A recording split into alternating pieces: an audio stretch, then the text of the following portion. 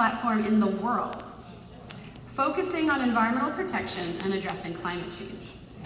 The Alliance began in 2008 and is today a consortium of more than 1,000 organizations from 48 African countries with a shared vision to advance people-centered, rights-based, just and inclusive approaches to the climate and environmental challenges facing humanity.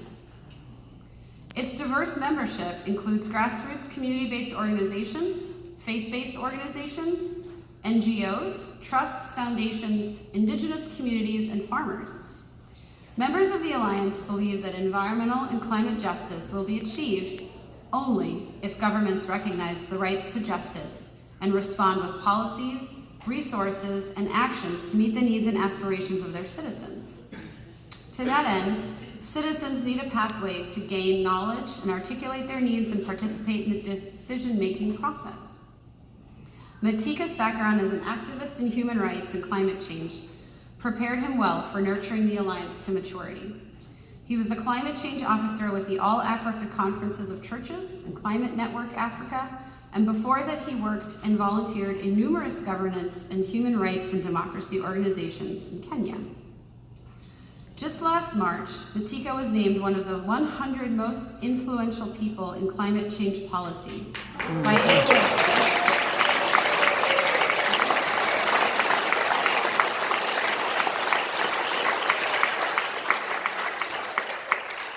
In 2015, a French magazine named him one of the 50 most influential people in Africa.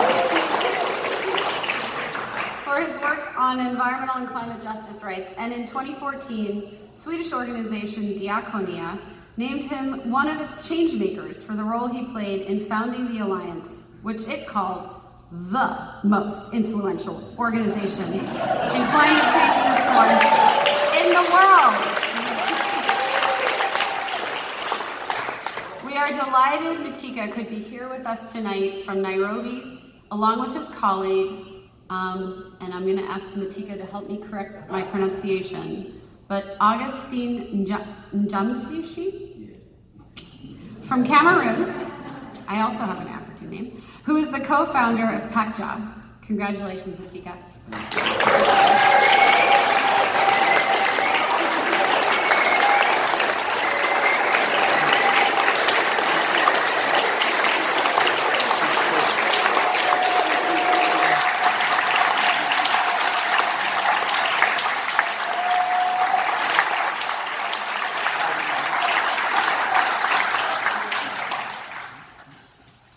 Thank you. Thank you, President Laura Blackford and Lindy von Montius. You're saying that is African. Thank you. So, thank you very much, ladies and gentlemen. It is a great pleasure to address you this day.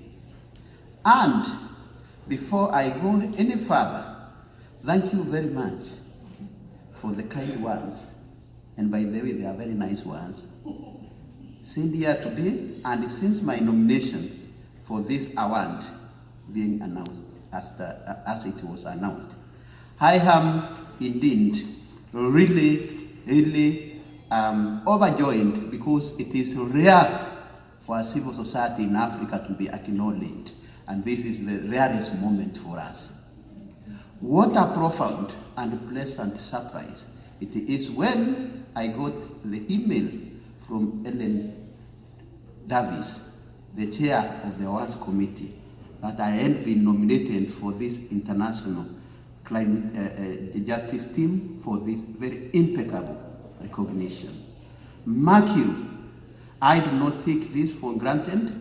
The fact that I was picked from among many equally deserving movers and shakers, change makers in the surging global justice movement. Thank you, Sierra Club, and thank you very much.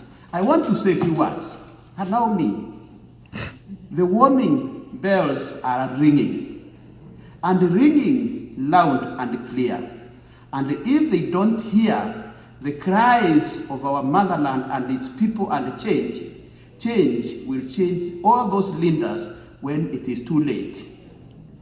Unfortunately, the Mother Nature as Wangari Maathai said, is revenging, and the trails of destruction, as you have said, to humanity are hitting on to those least responsible for the climate destructions.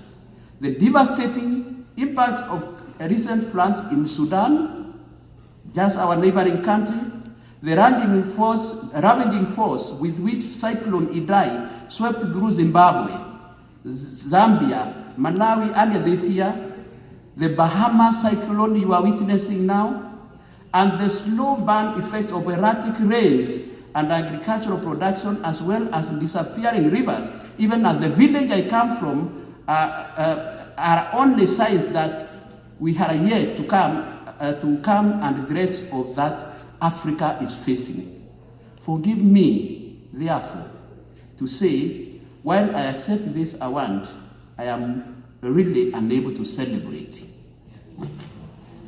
May I use this address to express Africa's grave concern about leaders who know the truth about the potential threats of climate change, but are persistently coined lies to serve their short-term business interests.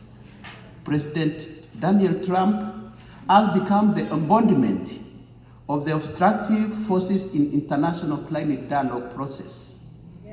And this year at our G20 summit in Japan, for instance, he absently declared the air and water in the US cleanest and insisted that there was no need to mitigate or adapt climate change, which I know is wrong. We still have work to do. We need to build a movement to defeat Trump and his allies.